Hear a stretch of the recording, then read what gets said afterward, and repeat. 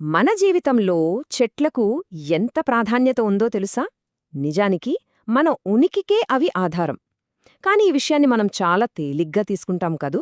సరే, ఈరోజు మనం ఈ కనిపించని హీరోల గురించి, అంటే మన చెట్ల గురించి కొంచెం లోతుగా మాట్లాడుకుందాం.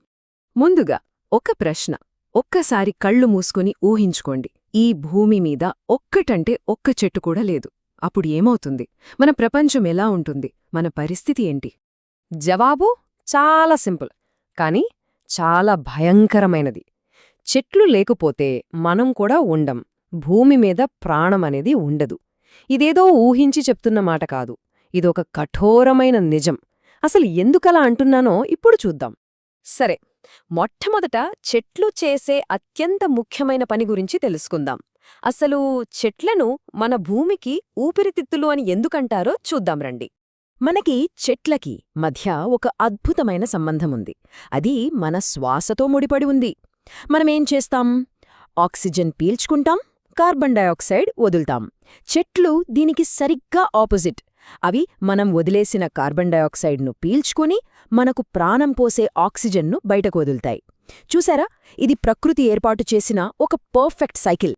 సైన్స్లో ఈ ప్రాసెస్ను కిరణజన్య సంయోగక్రియ లేదా ఫోటోసింథసిస్ అంటారు. సింపుల్గా చెప్పాలంటే, చెట్లు సూర్యరశ్మిని ఒక పవర్ సోర్స్లా వాడుకుని మనకు పనికిరాని కార్బన్ డయాక్సైడ్ను మనకు ప్రాణమైన ఆక్సిజన్గా మార్చేస్తాయి.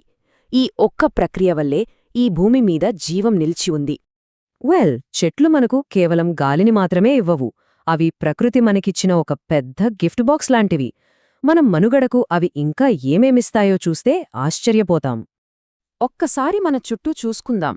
మనం తినే పండ్లు, వంట చేసుకోవడానికి వాడే కట్టెలు, మనం ఉంటున్న ఇల్లు, ఇంట్లో వాడే ఫర్నిచర్, ఇవన్నీ ఎక్కడ్నుంచొస్తున్నాయి?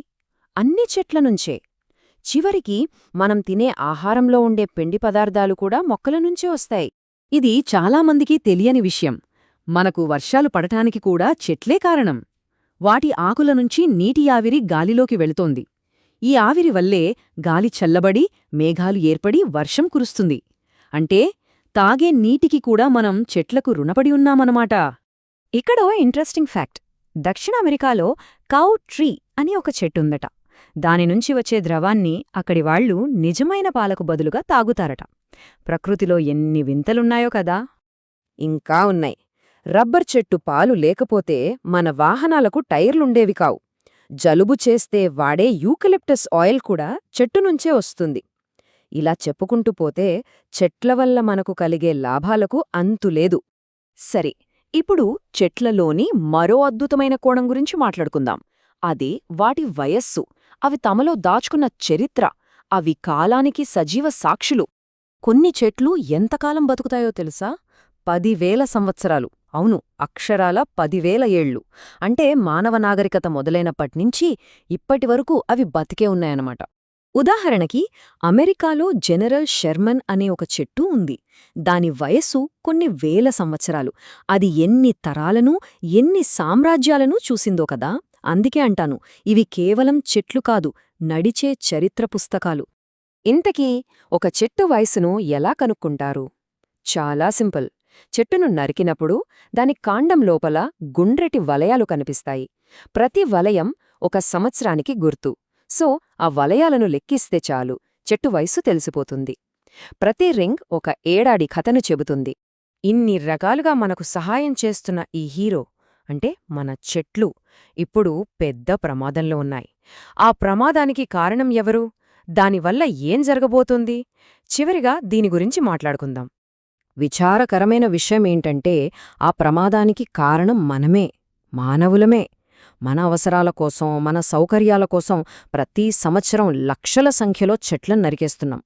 పచ్చగా ఉండాల్సిన అడవులు ఖాళీ అయిపోతున్నాయి. ఎందుకు నరుకుతున్నాం? ఇల్లు కట్టుకోవాలి, ఫర్నిచర్ కావాలి, వంట చేసుకోవాలి, రాయడానికి కాగితం కావాలి. మన ప్రతి అవసరం కోసం ప్రకృతిని నాశనం చేస్తున్నాం. మన అభివృద్ధికి మూల్యం చెల్లిస్తున్నది మాత్రం ఈ అమాయకపు చెట్లే. మనం ఇదే విధంగా చెట్లను నరుక్కుంటూ పోతే ఏమవుతుంది? మనం మొదట అడిగిన ప్రశ్నకు సమాధానం దొరుకుతుంది. ఈ భూమ్మీద ఒక్క చెట్టు కూడా మిగలని రోజు వస్తుంది.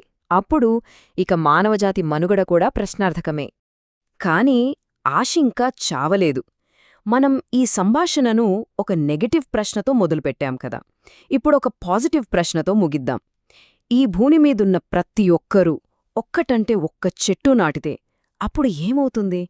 మన ప్రపంచం ఎలా మారిపోతుంది? ఒక్కసారి ఆలోచించండి.